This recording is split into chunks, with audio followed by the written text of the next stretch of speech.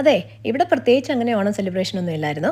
പക്ഷേ എല്ലാവരുടെയും ഓണസദ്യയുടെയും പായസത്തിൻ്റെയൊക്കെ പിക്ചർ കണ്ടപ്പോൾ ഇന്ന് ഒരു പായസം ഉണ്ടാക്കാമെന്ന് കരുതി. അപ്പം ഞാനിവിടെ പെരിയാറിൻ്റെ റെഡിമെയ്ഡ് ആയിട്ടുള്ള അടയാണ് വാങ്ങിച്ചേക്കുന്നത്. അത് നല്ല ക്വാളിറ്റിയാണ്. അപ്പം അത് ഒരു പാത്രത്തിലേക്കിട്ട് തിളച്ച വെള്ളം ഒഴിച്ച് വേവിക്കാനായിട്ട് വെച്ചിട്ടുണ്ട്. ആ സമയം കൊണ്ട് നമുക്ക് അണ്ടിപ്പരിപ്പും മുന്തിരിയും നെയ്ക്കകത്തിട്ട് വറുത്തെടുക്കാം. ഒത്തിരി ഓൾറെഡി റോസ്റ്റഡ് കാഷ്യൂ ആയിരുന്നു. അപ്പോൾ അതുകൊണ്ട് ഒത്തിരി നേരം ഞാൻ വറുത്ത് വെച്ചിട്ടില്ല. നമ്മൾ ഇനിയിപ്പം അട വേവുന്ന സമയത്ത് ഏകദേശം വെന്ത് വന്നിട്ടുണ്ട്. ഒരു 10-15 മിനിറ്റ് വേവിക്കണം.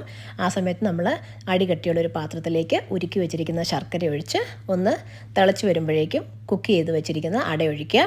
അതിലേക്ക് ഒരു 2 ടേബിൾ സ്പൂൺ നെയ്യും കൂടെ ചേർത്ത് നല്ലതുപോലെ മിക്സ് ചെയ്യാം. ഇപ്പം ഇനി ഇതിവിടെ കുറച്ച് നേരം ഒരു 5 to 10 മിനിറ്റ്സ് ഇരുന്ന് നല്ലതുപോലെ തിളക്കട്ടെ. അപ്പോൾ അടയിലേക്ക് ആ നെയ്യുടെയും മധുരം എല്ലാം കൂടെ ഒന്ന് അകത്തേക്ക് വരും കേട്ടോ. ഇനിയിപ്പം നമ്മൾ തേങ്ങാപ്പാലിൻ്റെ രണ്ടാം പാലാണ്. ഞാനിവിടെ ശരിക്കുള്ള തേങ്ങയുടെ പാലല്ല ഒഴിച്ചേക്കുന്നത്, ക്യാനിലുള്ളതാണ്. അപ്പം കുറച്ച് തേങ്ങാപ്പാലെടുത്ത് അതിലേക്ക് ഒരല്പം ചൂടുവെള്ളം ഒഴിച്ച് മിക്സ് ചെയ്തിട്ടാണ് രണ്ടാം പാലാക്കിയിരിക്കുന്നത്. ഇനി അതൊന്ന് തിളച്ച് വരുമ്പോഴേക്കും നമുക്ക് ഒരു 1/2 ടീസ്പൂൺ കാർഡമം പൗഡർ, 1 ടീസ്പൂൺ ചുക്കുപൊടി, 1 ടീസ്പൂൺ ജീരകം പൊടി, ഇവയിലേക്ക് ഇത്തിരി തേങ്ങാപ്പാലും കൂടി ഒഴിച്ച് ഒന്ന് മിക്സ് ചെയ്ത് മാറ്റി വയ്ക്കുക. ഇപ്പം നമ്മളുടെ പായസം ഒന്ന് തിളച്ച് വന്നിട്ടുണ്ട്. ഇപ്പം ഇതിലേക്ക് നമ്മൾ ആ മിക്സ് ചെയ്ത് വെച്ചിരിക്കുന്ന മസാല മിക്സ് ആഡ് ചെയ്ത് നല്ലതുപോലെ ഇളക്കുക.